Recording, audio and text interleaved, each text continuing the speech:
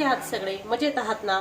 तर आज आहे गुरुवार आणि माझा उपवास असतो, त्यामुळे मी आज साबुदाण्याची खिचडी बनवणार आहे. तर त्याचाच व्हिडिओ मी तुम्हाला दाखवते. तर हे बघा, मी रात्री साबुदाणा भिजत घालून घेतला होता. तो अगदी सुटसुटीत तसा भिजून झालेला आहे. तर साबुदाणा भिजत घालताना शक्यता सकाळी करायचा असेल तर रात्रीच घालायचा, म्हणजे तो 12 तासात अगदी छान भिजून होतो. तर हा साबुदाणा भिजवून घेतलाय. हे शेंगदाणे मी भाजून याची साल काढून घेतलेली आहे. तर हे बघा, शेंगदाणे भाजून याची साल काढून घेतली आहे. त्यासाठी आपण 2 बटाटे उकडून त्याचे असे बारीक काप करून घेतलेले आहेत. आणि ही आहे चटणीसाठी तयारी. तर ह्या चटणीमध्ये आपण मिरची आणि शेंगदाणे एवढंच वाटणार आहोत, म्हणजे आपल्याला साबुदाण्याबरोबर छान अशी चटणी खायला मिळेल. त्यासाठी आपल्याला साहित्य लागणार आहे. हे बघा, लिंबू घेतलंय मी एक कापून, हे हिरव्या मिरच्या कापून घेतल्या खिचडीसाठी, हे शेंगदाणे फोडणीसाठी घेतले, आणि हा घेतलाय कोथिंबीर, आणि हे अद्रक, हे जिरा आहे. तर हे जिरा तुम्ही वापरत असाल उपवासाला तर टाका, नसेल खात तर नका टाकू. मग एवढ्याच साहित्यात आपली खिचडी आणि चटणी छान अशी बनवून होते. तर मी सुरुवातीला आता ह्या शेंगदाण्याचं कूट करून घेते, आणि मग चटणीसाठी काय काय साहित्य मिक्सरच्या भांड्यात टाकते ते तुम्हाला मी दाखवते. हे बघा, मी जाडसर असं शेंगदाण्याचं कूट करून घेतलं. हे बघा, असं थोडंसं जाडसर ठेवायचं आहे, म्हणजे खिचडी ही गचगच होत नाही, चिकट होत नाही. थोडंसं असं जाडसर ठेवायचं म्हणजे खिचडी छान होते. आणि आता आपण करणार आहोत चटणी.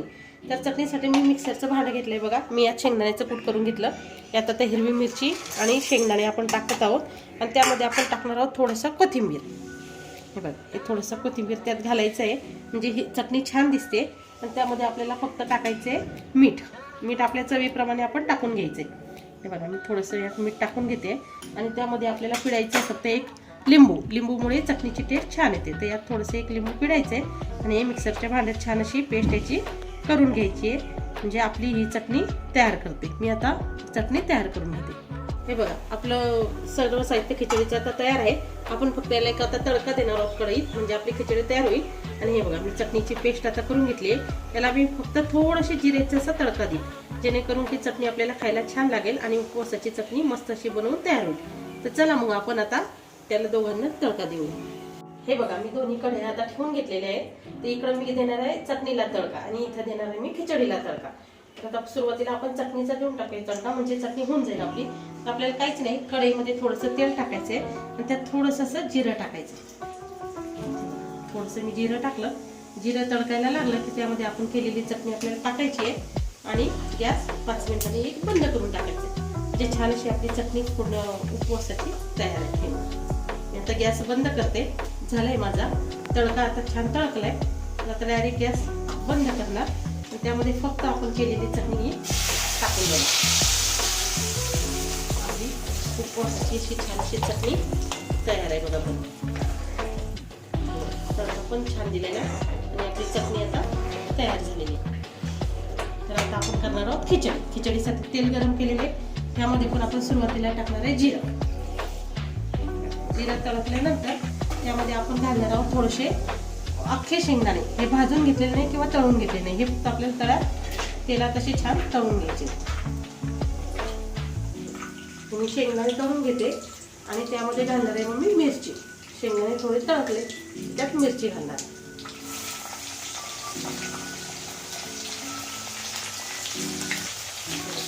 मिरची आणि शेंगदाणे आता मी छान 5 मिनिटं होऊ देते, आणि मी त्यानंतर तुम्हाला दाखवते. आपल्या अशा छान अशा क्रंची झाले. बघा, तिखटपणा त्याचा तेलात उतरून गेलेला आहे. यात आपण आता ऍड करणार आहोत बटाटे. आपण बटाटे उकळून घेतलेले आहे, बटाटे त्यात आपण आता ऍड करणार आहोत. छान असे बटाटे त्यात ऍड केले, म्हणजे बटाट्याला टेस्ट पण चांगली लागते, आणि ते खाताना खिचडी पण व्यवस्थित लागते. हे बघा, आता बटाटे ऍड केले, तर मी ह्या बटाट्यावर थोडंसं मीठ घालणार आहे, म्हणजे आपल्याला खाताना बटाट्याची टेस्ट पण चांगली लागायला पाहिजे. तर त्यात थोडंसं मीठ घालायचे मसाल्यापुरतं. बाकीचं मीठ आपण थोडं खिचडीवर नंतर घालूया. आता थोडं मीठ टाकलं, आता त्याला बऱ्याचशे बटाटे त्या तेलात परतून घ्यायचे आपल्याला. हे छान बटाटे परतून घेतले. आता यात आपण साबुदाणा घालून साबुदाणा सुरुवातीला हलवून घ्यायचंय, त्यानंतर मग लास्टला आपण शेंगदाण्याचं कूट घालणार आहोत. बटाटा छान परतलाय, तर यात मी घालणार आहे आपला साबुदाणा.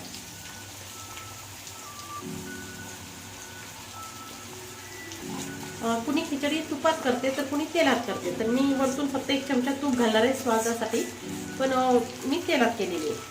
तर वरतून 1 चमचा तूप टाकलं म्हणजे त्याची टेस्ट येऊन जाते. मी बटाट्यामध्ये सुरुवातीला साबुदाणा असा छान परतून घेतलाय. एकदम जर आपण शेंगदाण्याचं कूट आणि साबुदाणा मिक्स केला तर खिचडी गचकी होते, म्हणजे ओलसरपणा येतो तिला. त्यामुळे सुरुवातीला साबुदाणा असा छान बटाट्यात फ्राय करून घ्यायचा आहे त्याला, आणि त्यानंतर मग त्यावर कूट घालायचे. तर आता ही आपली खिचडी तयार आहे थोडी. यात आता आपण थोडंसं 1 चमचा तूप घालूया, म्हणजे तुपामुळे तिची टेस्ट छान लागते. 1 चमचा मी यात तूप घालणार आहे. त्यावर आपण कोथिंबीर घालणार आहोत, आपण कापून घेतलेला कोथिंबीर. त्यावर आपण आता कोथिंबीर घातलेला आहे. तर त्यामध्ये आता आपण घालणार आहोत शेंगदाण्याचं कूट. शेंगदाण्याचं कूट आपल्याला सगळे लास्टला घालायचे, जेणेकरून ती सुटसुटीत अशी मोकळी होईल. तर मी यात शेंगदाण्याचं कूट टाकून घेतलेलं आहे.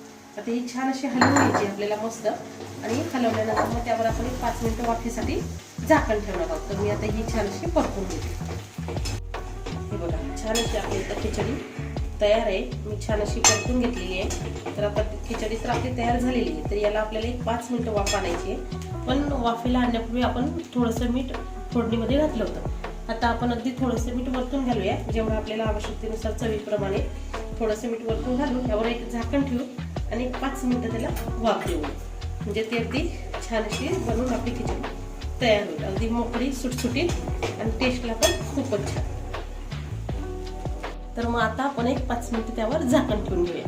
हे बघा 5 मिनिटाच्या वाफेनंतर आपली खिचडी बनवून खाण्यासाठी तयार असणार आहे.